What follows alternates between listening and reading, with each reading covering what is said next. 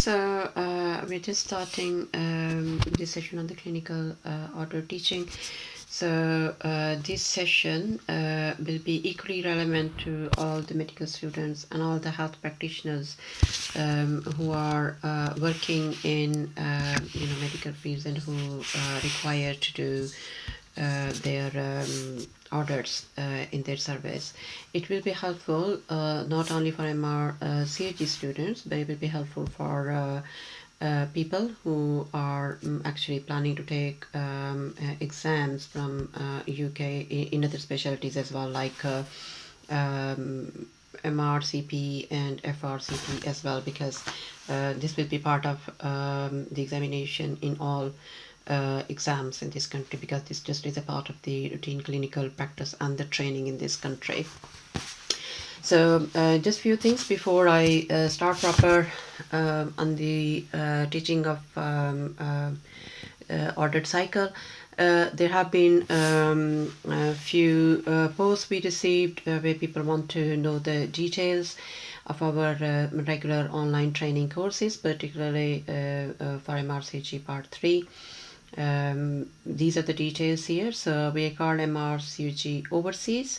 And our next online course will be starting on 12th of September 2019.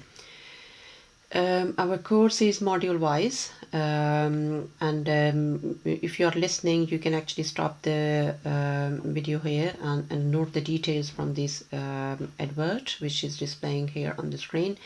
It is module wise. There are usually 63 to 70 previous exams recalls being practiced. And it is delivered in 9 to 10 sessions. Each session lasts for about 4 hours, and which the schedule will be given. The fee is £550, and the contact details are given over down over here as well. But actually, if you will subscribe our channel, you will be able to get the updates. If you're watching this video past 12th of September 2019, then you need to check our Facebook page called MRCG Overseas for update for our upcoming courses and all other events and activities we're doing. So please do subscribe this page, like the page, and send active comments on the page, because that will help us to modify our teaching style and also to address your needs. So please make sure you subscribe it, you like it, and you also give some feedback and some comments on it as well. And also don't forget to go on our Facebook page as well to like and give some comments over there as well, so that we remain connected, and I can then plan my teaching sessions accordingly. So that's about the niche. The subscription, I'm told by the admin, is important. You must do it, because in future only the subscribers will be able to have access to the full content of these videos. I don't know how that works, but this is what I have been told. So please make sure you subscribe this channel, this link. Okay, so I start to the clinical audit. Now, why these clinical audit and all these things are important? They are very important here in the clinical practice. Clinical audit, clinical risk management, the complaints and all these processes, they are covered under the umbrella. We call it clinical governance here in this country. And the clinical governance overall means to ensure that the clinical services and different trusts and the hospitals are actually providing effective, safe and high standard care to their patients, not only to the service users, but also to the employees who are working with these hospitals. And as I said, there are different aspects of that. So one of them is clinical audit, like how we achieve that level of effectiveness and high standard care.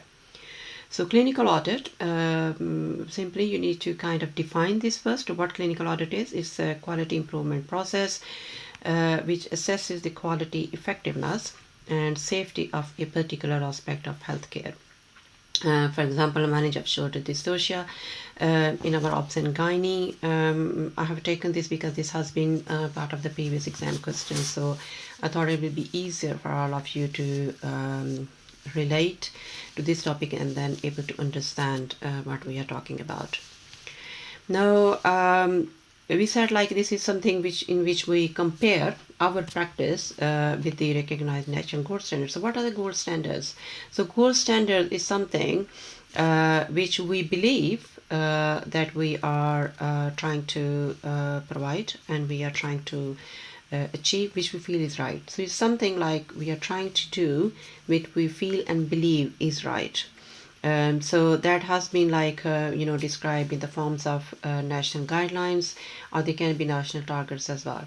So for obs and gynae, usually these gold standards and these guidelines to consult are NICE or RCOG guidelines.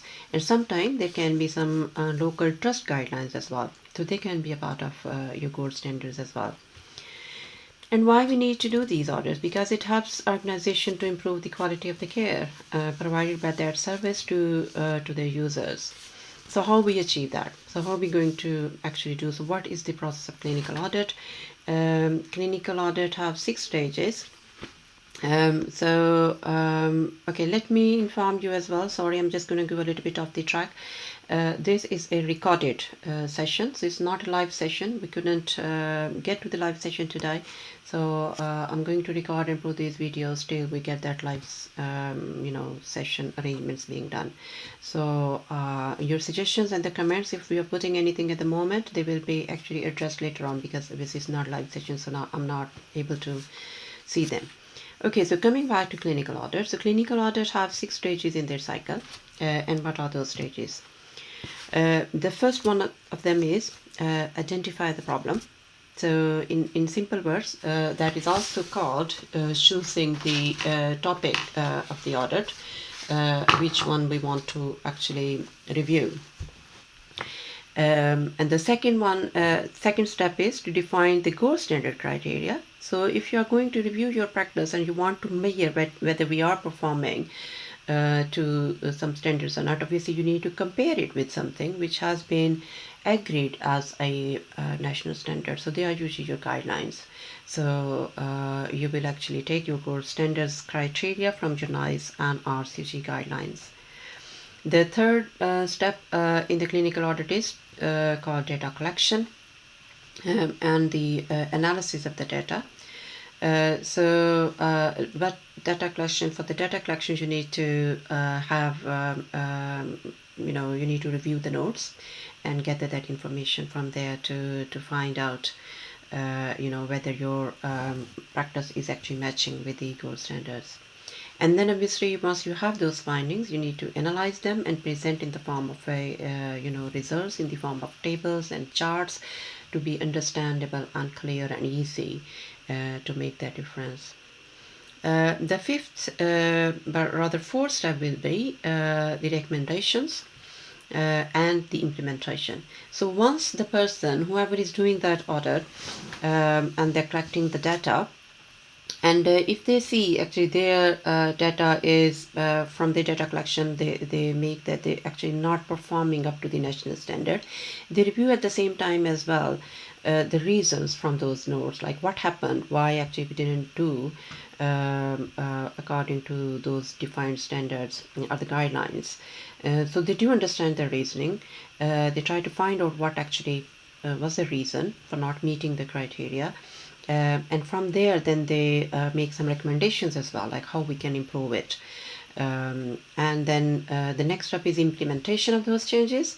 So all this hectic exercise we are doing actually to improve our practice. It just is a common sense and understandable that from those recommendations, then you will try to make some changes, or you will put some measures in place on which by acting you can actually improve your practice.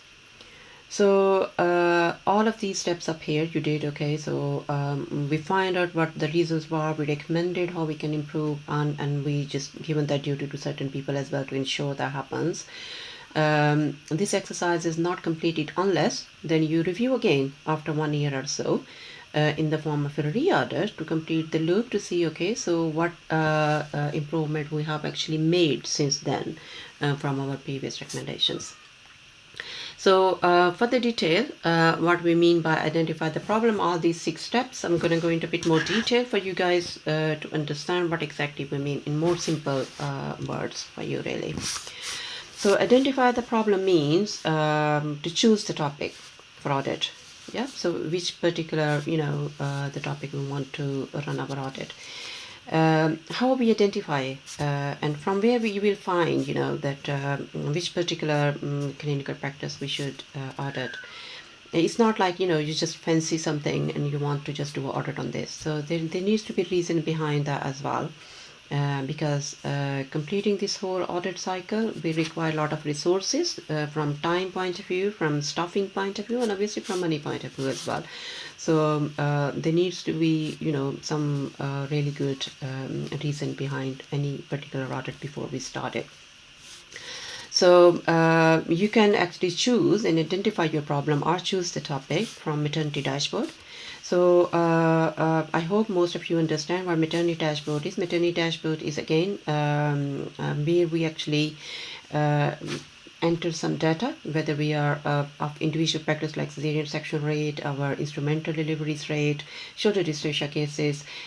We put their number and percentages, like how many cases have happened or how many cesarean sections we have done in particular month, monthly. So that's like a calendar, like January, February, March, and we do put over there. And the maternity dashboard is also compared with the standard. Just like I will give the example of cesarean section. As a national target is that the cesarean section rate for any unit should not exceed 25%. So you must stay below 25%. They then give you a borderline area as well, like from 23% to 25% will be a borderline or the amber area. Below that is safe and good practice, and if you go like repeatedly you're staying in the amber area like 23 to 25%, or you go above 25%, that will be a red alert. That means you need to just kind of review in detail and maybe run an audit to find out what is happening, why actually we are doing so many cesarean sections, what is the reason behind it, why we are above the national target. So that's one source from where you can actually identify, and then you can decide, okay, we're going to run audit on this particular clinical condition. The second source from where you can actually decide your topic is to measure the improvement after implementation of a new guideline. So some new guideline of MRCOG has come up, maybe that came a year ago, or 6 months ago or 8 months ago. And you had a teaching session and training session in your unit, and you introduced that guideline, and it was decided that your local guideline of the trust was then of the unit was then tailored according to the national guidelines, say RCG guideline, and then you decided actually to follow the guidelines. So you want to, after 6 months or after 1 year time, then you want to run an audit to see whether we have been actually following that guideline, and by following that guideline have our level of care improved and are we meeting to the national standards. So that can be one source to identify your topic of audit. The third source could be from your risk incidence reporting. So say some severe incidents has happened, or there have been a significant risk incidents happened, or repeated risk incidences are near miss. So something where we have either our service became unsafe and as a result some incidents happened, or we were about to get into where that incidents could happen, which could have serious implications. That can also alert us to say, okay, we are actually going to run an audit on that particular matter, whatever that was, to see why that has happened and what we can do actually to improve it from not happening, and what changes we need to make in our routine practice to reduce the risk of these incidents happening. Patients' complaints can be another source. If repeatedly we get like few complaints about particular aspect of the health service we are providing, that can also be a source to choose your topic to see whether why our patients are not satisfied. And sometimes it can just be a report of unsatisfactory or needs to improve report from CQC visit. Now CQC is Clinical Quality Control Commission. So there's a team, in simple words. They are monitoring body who come and visit our units and the hospital in detail about all the aspects of the healthcare we're providing, including number of staff available, level of training of those staffs, skills available, number of patients being seen, is the patient and the clinician ratio safe, is okay, and are we providing according to these national guidelines that healthcare. And if they're not satisfied, so they are detailed inspection, in simple words. They do interview the health professionals as well as the patients to find out whether they are satisfied from the service being provided. And if there is any concern, on particular aspects, that can also be a source of identification of the problem, and then run an audit. Because unless we run an audit as a service, we won't be able to then find out what we are doing wrong, or what we need to improve, and how we can improve. So these are the few sources from where you can choose your topic. So from maternity dashboard, from to see the improvement from after implementation of the new guideline, or from review of severe or significant risk incidences, from patient complaints, and from CQC reports. So the second step of the audit cycle was to define gold standard criteria. So what are we going to compare? As I said initially, they are simple. So sometimes there are some certain national targets given, just like, for example, I said for cesarean section rate, there's a national standard given, and that's a part of the guideline as well. Cesarean section guideline, RCG guideline as well, which says the any units cesarean section rate should not go above 25%. And then you can just look into, like for management of children's dystocia, there is a nice and RCG guideline. So we can take our criteria to compare from these guidelines. I will be coming to that in a minute as well, what we mean by criteria. So that's about our gold standards. Now, right. So next comes the how are we going to do our data collection. So for data collection, we need to and analysis, what we need to do. So there are a few important points here. Data collection needs to be anonymous, so no patient details will be actually entered where we are recording our data. For data collection, we need to follow a data protection law as well, which means we should not access unnecessary information from those nodes. So we will review the nodes and get the information only which is required, and not like we're not going to review the rest of the nodes just to see what happened on other visits. And for that purpose, we do get permission from audit department of the trust. So every trust do have an overall audit department as well. So we usually send a pro forma to them as well to say we want to do this particular audit for this reason, and we want to have access to these patient notes, and then we will be given access to those patient notes, and that will be anonymous. And then you need to define your methodology, which means whether you are going to run that audit retrospectively or prospective. Most of the time, the audits related to the clinical care, they usually are retrospective.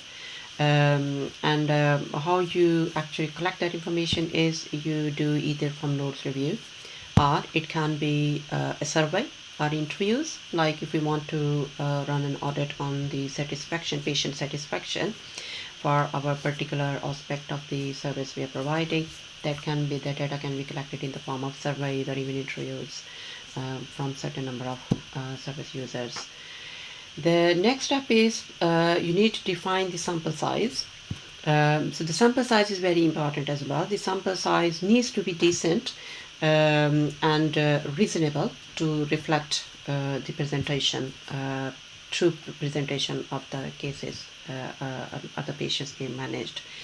So there are two ways of deciding sample size. The one is you can actually define the number of cases. Say you can say I'm going to review maybe 50 retrospective notes from August 2019. So from August 2019 retrospectively, you will be given access to the notes about shoulder dystocia patients which happen in this unit, and that can be like, depending upon how big their service is. So that you don't need to define the duration and the time scale. You just need to give them starting date. So retrospective from August 2019, 31st of August 2019, 50 notes. So they will pull out those notes for you. Or you can just simply define the duration of the study. So you can say, right, okay, I would like to review all the cases of shoulder dystocia management in the last 6 months. So you can say maybe from 1st of January 2019 till 30th of June 2019. So then that depends how many cases are there. They can be any number like 25, 30 or 35, like this. So what actually should be the sample, which we will say is the true reflection of the practice. It depends again on the number of patients being seen in their particular service. Some, obviously the hospital, the units are very busy, and a lot of patients are being seen there annually.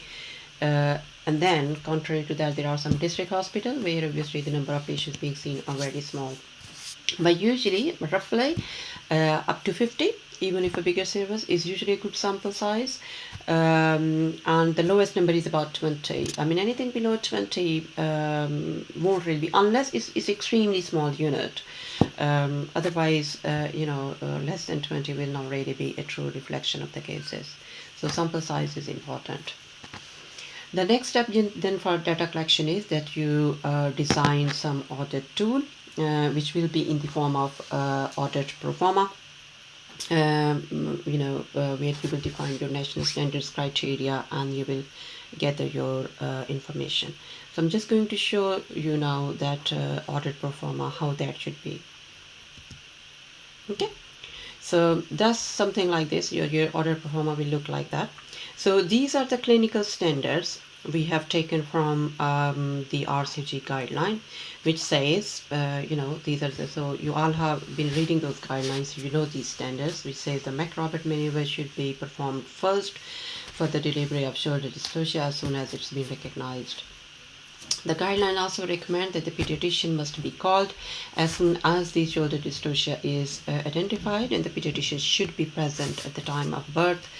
And the baby should be examined by any injury by a neonatal clinician, and they should be entered into the nurse. And documentation is very important. So even when they examine the baby, and if there is no injury, still they need to write down these particular examinations has been taken and no injury found at this stage. So that note needs to be there.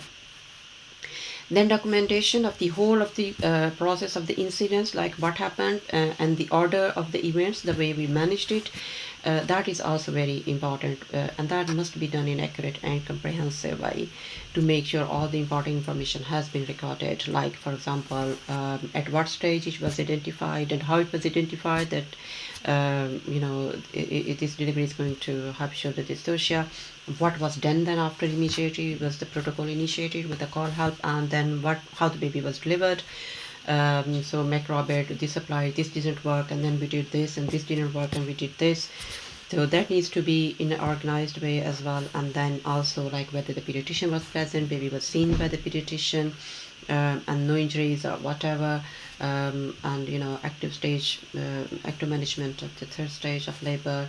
So that all is important, and that's important for two reasons. Number one, for this reason, that when we actually want to look back and compare our practice to see whether we are performing up to the national standards and to the high standards, then obviously unless we have the details of all these documentation there, we cannot actually compare and find out what we are doing. So that's the one reason why the documentation needs to be really accurate.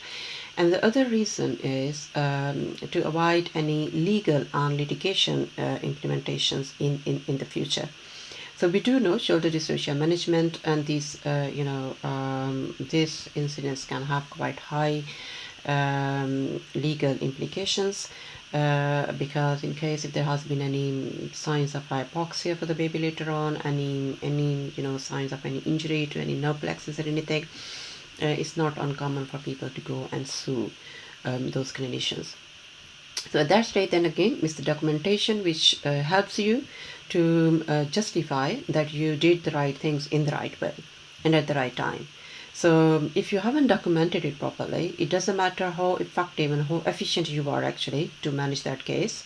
If it's not written there, it hasn't happened. So you have no actually, the platform to stand on. So that's where the documentation is really, really important. And then, it comes under risk incidence reporting as well. So that is like all the cases of shoulder dystocia should be reported as risk incidents. Okay. So I have just taken these like 5-6 criteria from there. And you can put them in, and then you review that particular patient's note. So you say, you identify that, okay, I'm going to review 50 notes retrospectively in last 6 months from January 2019 till 31st June 2019. So for each notes of the patient notes, you will then try to look into these details, okay? And then you will answer here. If it was done, if it has been mentioned, McRobert was tried first, then yes. If not, then no.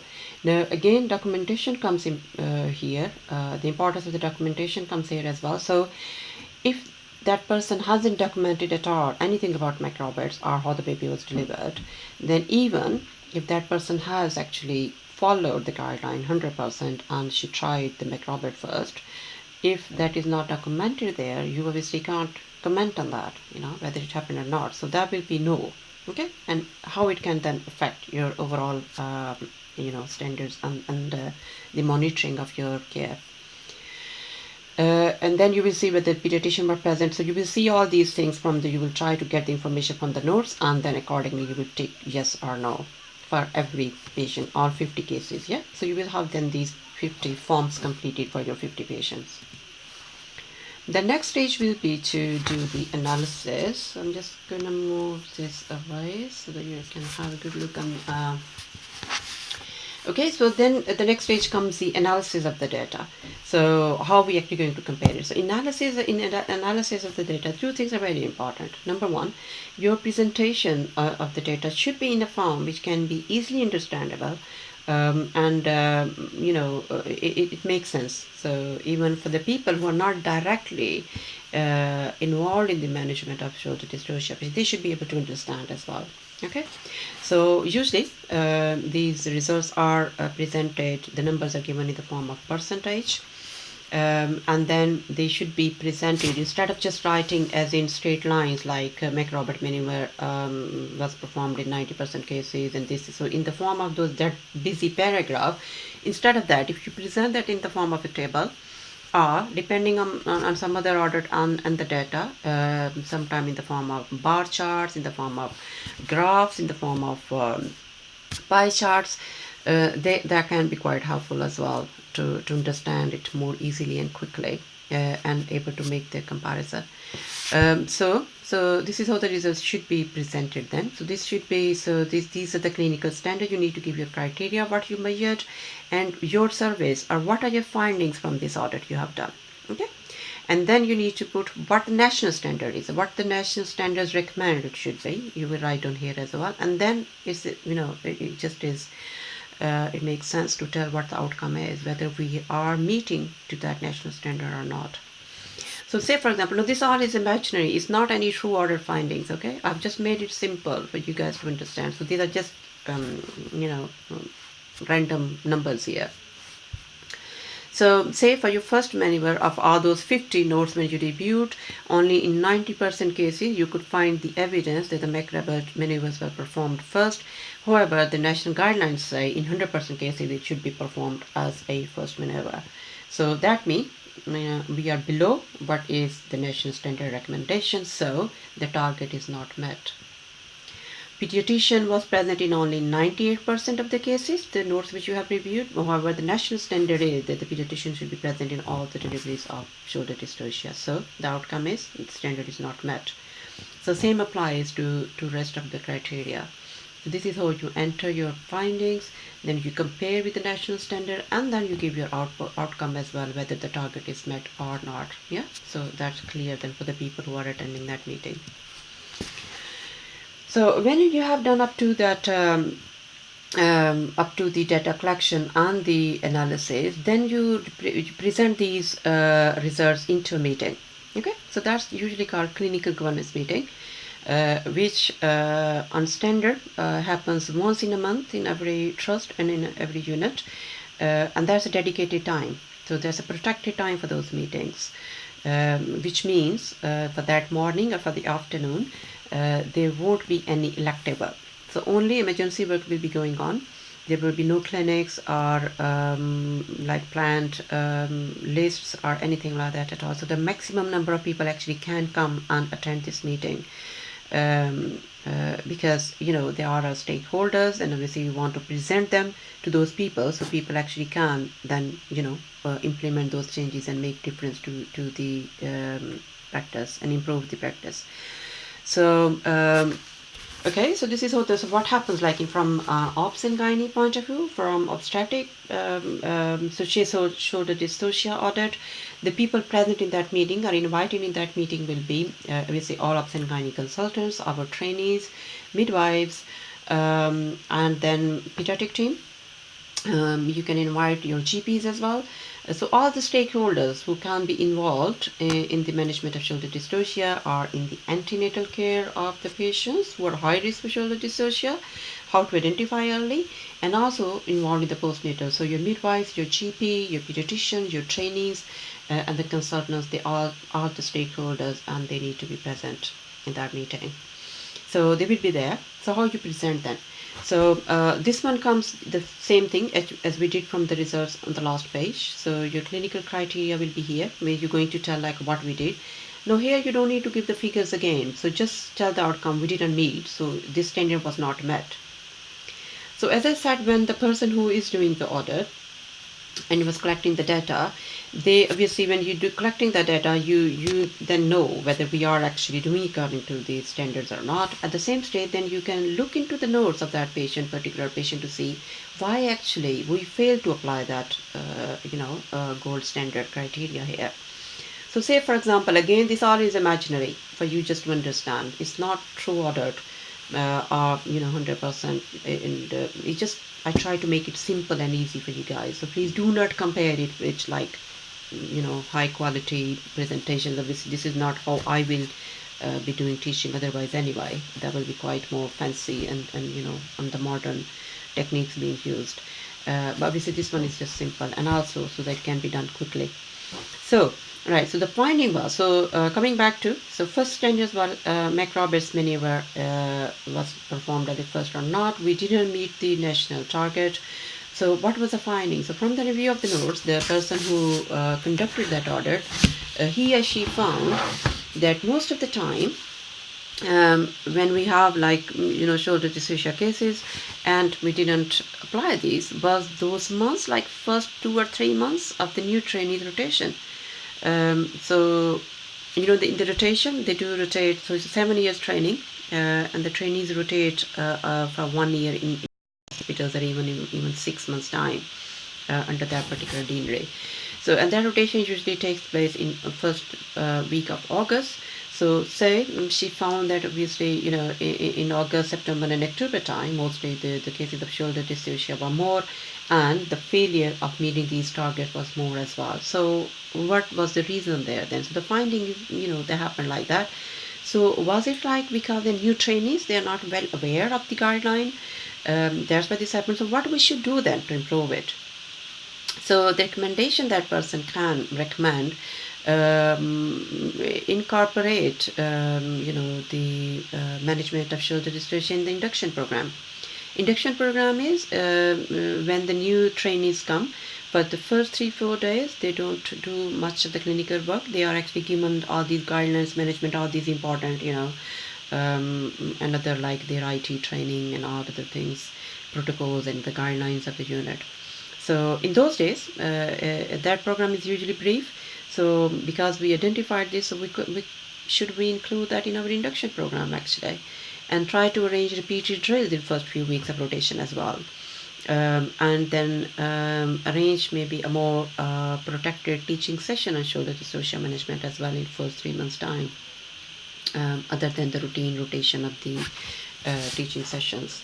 So this could be recommendation which can be put in front of the whole team who is attending that meeting, clinical governance meeting, and obviously people can put their input as well by saying yes, that's a good idea, or somebody else can suggest maybe something else which can be more relevant, and it can be. So the recommendations are that is open for the recommendations. So discussion is open for that one from the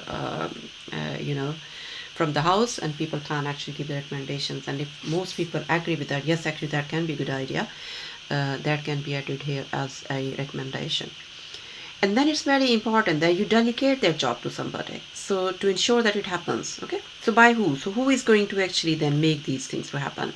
So anybody like Dr. LR will actually look into that and try to incorporate this management of shoulder dystocia summary guideline into induction program and arrange these drills and these teaching session.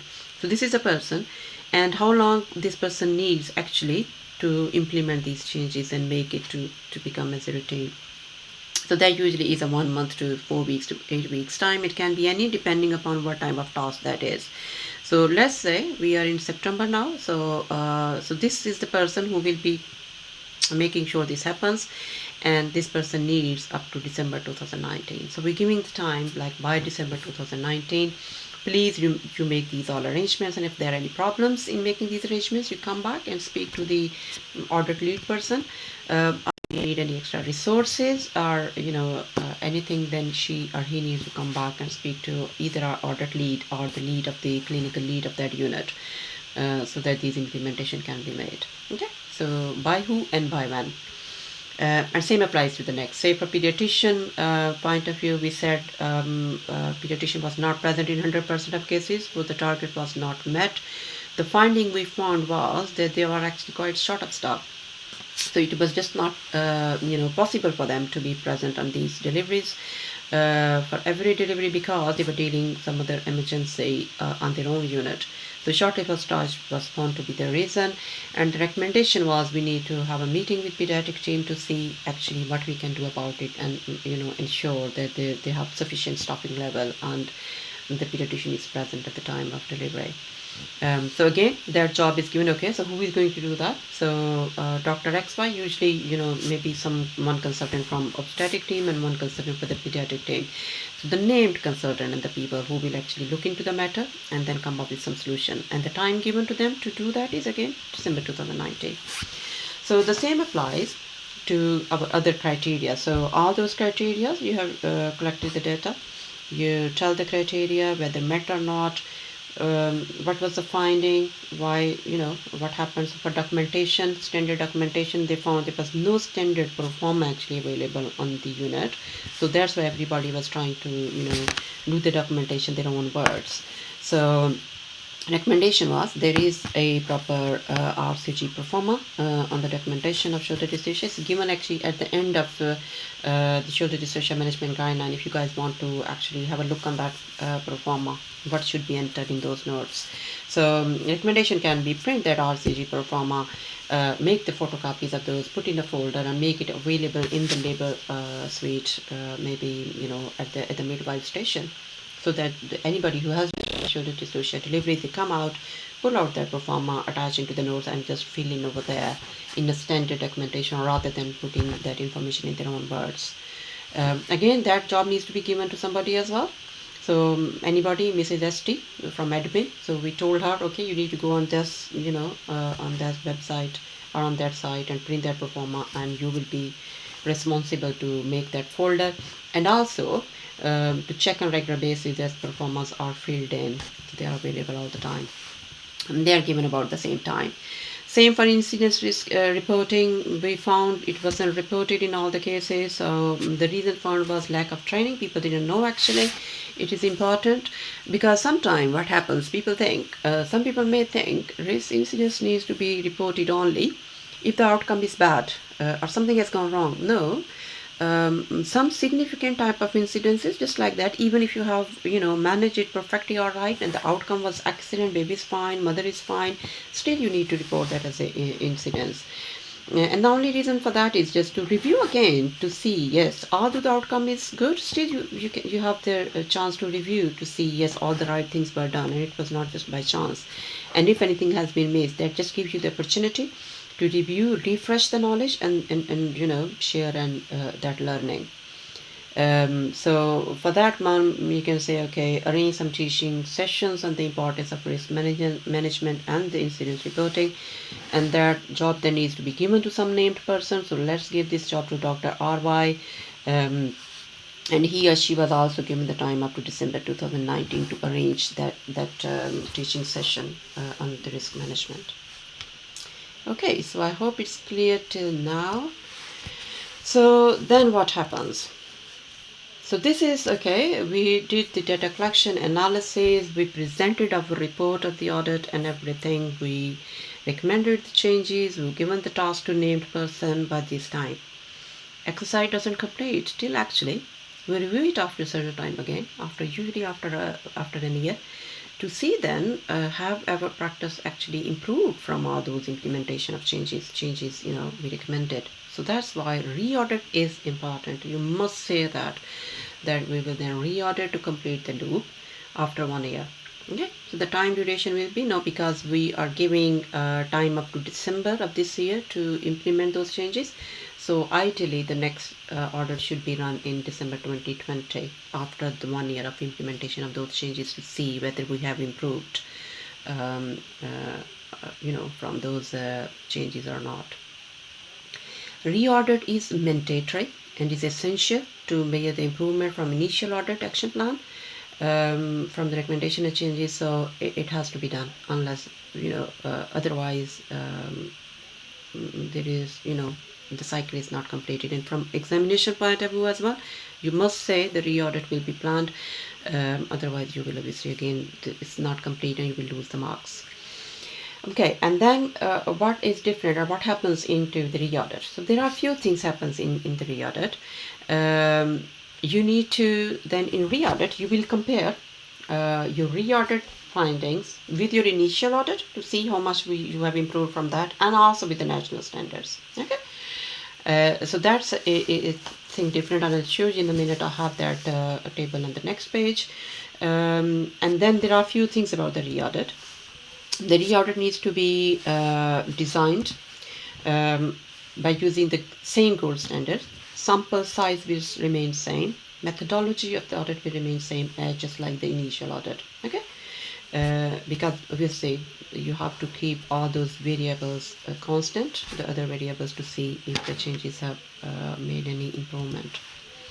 So this is how you will present your re-audit changes and re-audit findings after 1 year. So yeah, so the first couple of will be same. So your clinical standards here. So bring your national standards in the beginning over here then. And what was the findings of your initial audit of the last year? Yeah. So these were the findings. And what are the findings of this audit, of re-audit we have done now? Okay. So say for example, in our initial audit, we found that the MRCOG were applied only in 90% of the cases as a first maneuver. But once we recommended those changes and implemented those changes, when we re-audit after 1 year, we were able to see that we actually have improved, and we have gone up to 97% of cases. The MRCOG actually was applied as a first maneuver, and it was documented as well. So what is the outcome? We have improved. Yeah, so we have improved our practice from our initial audit. The second one, again, the random finding entry. So pediatrician presented birth. Initially, we found only in 98% of cases, but then in re-audit after that meeting and addressing the issue of shortage of staff, now we saw the pediatrician were present in 100% of cases of shoulder dystocia delivery. So we actually have met the national target. Yeah. The baby examined for injuries, initial audit finding was 90%, in re-audit 97%, so we have made a lot improvement here. Documentation as well. Initially, we found there was only standard documentation in 80% of the cases. Since we introduced that RCG Performa for documentation, the documentation being accurate, comprehensive, that criteria has gone up to 98%, so that's improved a lot as well. Risk incidence reporting, we initially found only 76% of cases were reported as a risk incidents, but in initial audit we recommended let's do the training sessions and make people aware and explain them the importance of risk management and the risk incidence reporting. Since that implementation, now we found in this reorder that 100% cases of shoulder dystocia management were reported as risk incidents, so the target is met. Okay. So that completes your audit cycle on the audit. Okay. So so coming to your exam questions, to see how this comes in the exam and how are you supposed to do that. Now in exam usually they give you a audit report. Which is given over there, and it will be structured Viva station, where either you will be standing, the examiner will be your consultant, you are going to discuss that particular audit report, or they can put it like as a one of your trainees has run that audit and he or she has brought this audit report and you need to teach and reflect and comment on that order. So that's critical appraisal. Okay. So I think the question repeatedly has been coming is on the management of shoulder dystocia, and what I have heard from is like in that order report actually that is given, the scenario is given by saying your trainee has done audit on this management of shoulder dystocia, and then findings are given below there. A methodology is given where it says it's a retrospective audit, and then after that they have said about the sample size by saying 29 or 25 notes were retrieved, but there were only 9 notes were actually reviewed. And the next one, then they have given some random findings. Yeah, ELBS policy was not present in anybody, like injuries were not, so some random findings are given in percentage, like 20%, and ethnic group this percent and this percent, and then that person has suggested maybe some recommendations and has talked about re-audit in 1 year time as well. So when you start critical appraisal on that one, first you need to summarize that audit report by saying that this is the audit report of this, has been run from this time to this time, and then comment on each step. Yeah. So critical appraisal, again you need to keep these 6 steps in your mind. Yeah. Like identify the problem, and then methodology, then your collection of data and analysis, and then recommendation and implementation, and the re-audit. So you're just going to see these headings, keep these headings in your mind, and then just go through by saying, has this person actually defined and said about the as I have explained in the presentation. Okay. So for that particular one, start with the good first. So I will say the first one, say if I stick to that particular scenario, I will say that the topic of the audit is really important.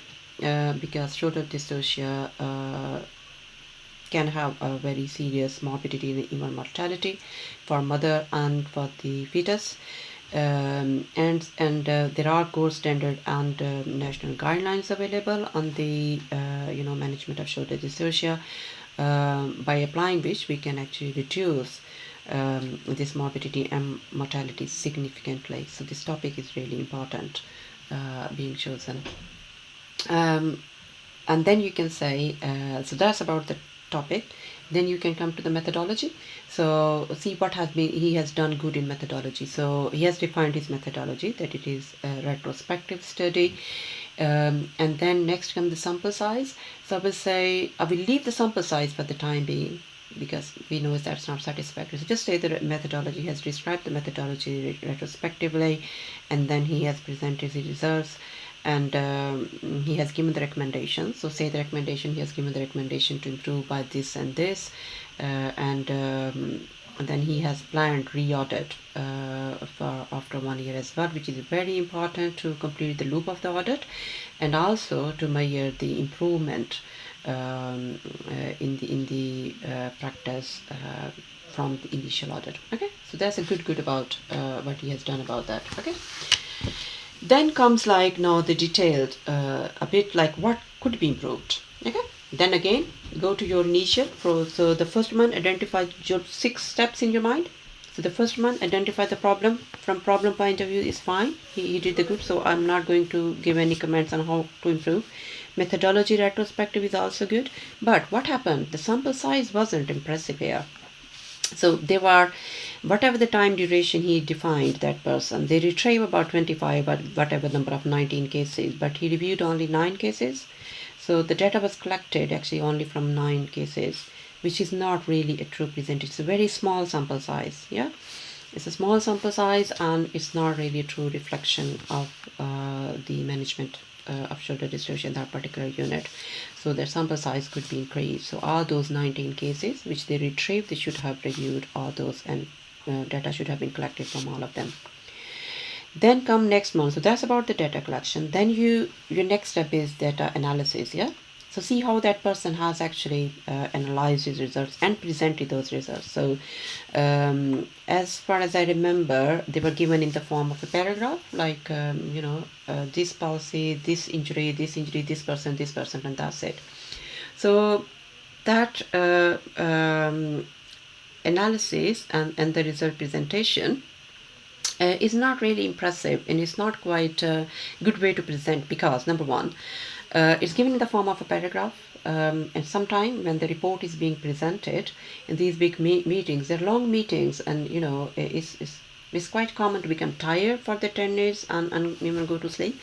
So if there is a busy slide of a paragraph for the findings, nobody is really going to listen and read that. Okay, so the comment you need to give here is that it could be done in a better way by presenting it in the form of a table, or in some bar chart or something, and also compare these findings with the national standards, as we have done in our results.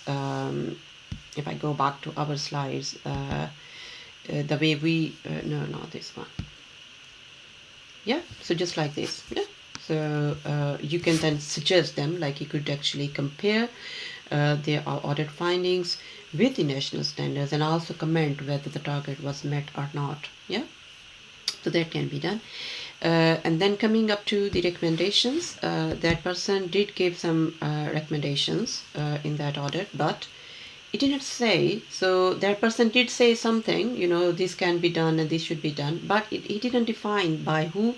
They didn't allocate the job, and they didn't define the time period to implement those changes. Okay, so you can say like this could have been done, to make it effective. And then your next step comes about the re-audit. So he has planned re-audit, so you can comment, it's good.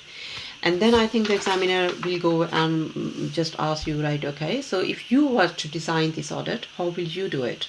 Okay, so very simple. Again, go back to our this religious book, 6 steps.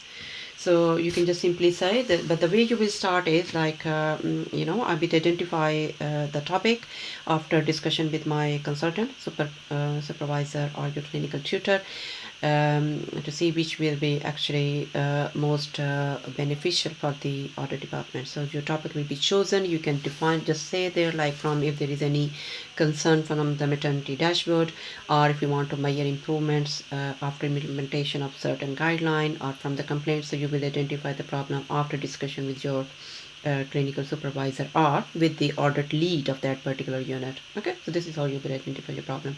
Then you will say, okay, and then I will do some literature review, define the gold standard criteria for my audit. And the literature review obviously means like NICE guidelines, RCG guideline, all that literature you will review, what criteria you are going to audit. Then you can say, I will do the data collection, and while collecting my data, I will be aware and careful about the data protection law, and not to access the information, unnecessary information from the patient note. And I will design a performer to measure my findings. And then after collection of that data, that will be analyzed.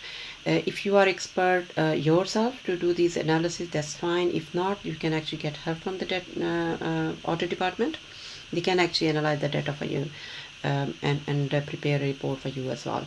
So then you can say I will analyze the data, and then at the same time when I'm analyzing my data, I will try to review from the notes those reasons why particular standards are not being met. Yeah, as we said in the findings and stuff at some stage. Let me go to that slide.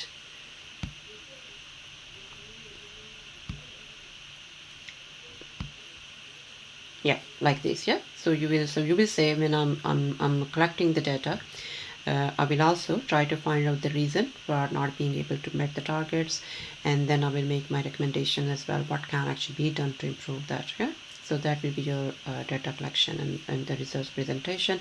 Then you will say, so once I have collected my data and then analyzed the data, I will prepare my audit report, which will be something like this, and then you will present that in audit meeting and in the clinical governance meeting of the department, where all the stakeholders will be invited who are involved in the management and care of the patients with shoulder dystocia.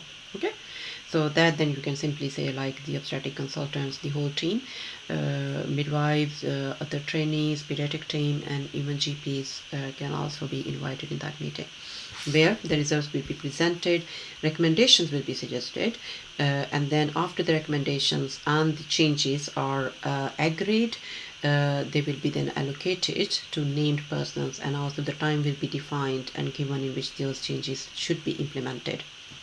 Okay, and then you will say and from there then I will plan my re-audit after 1 year to see these improvement in the subject after the implementation of the first initial audit plan.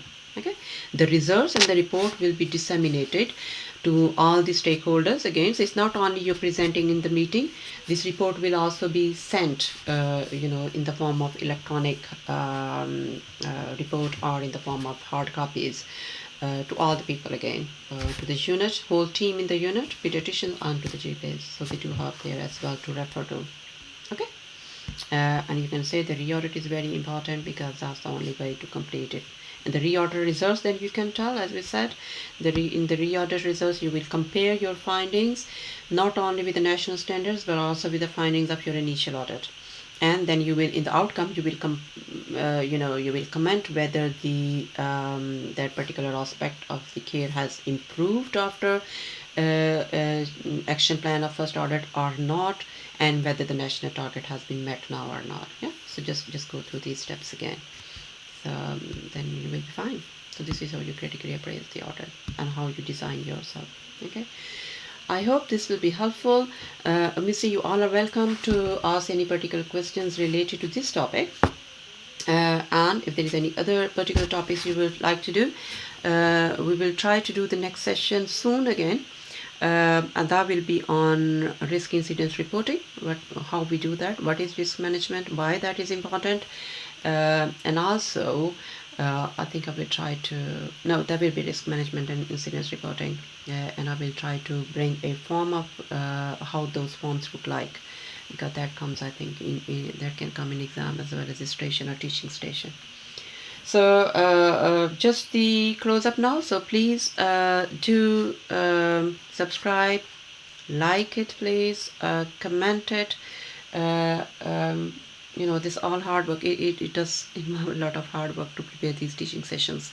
So if you want me to keep going, please actively interact.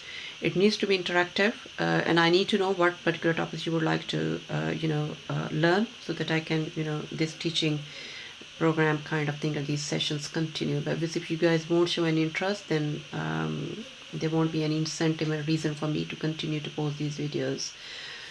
So goodbye for now, and the next topic will be risk incidence reporting, and unless there are strong recommendations to do some other topic, then I will otherwise do teaching on that one. Good luck for your exams. And again, I just repeat our course details. Our next online course is starting on 12th of September. So if you want to book for that, the contact details are given here. So you can WhatsApp, or you can leave the message on Messenger on our Facebook page. You can contact by these numbers. there is my number given, and there's our admin number given as well. So if you just send a message, we will send you the further details how to book that course. Okay, good luck and goodbye.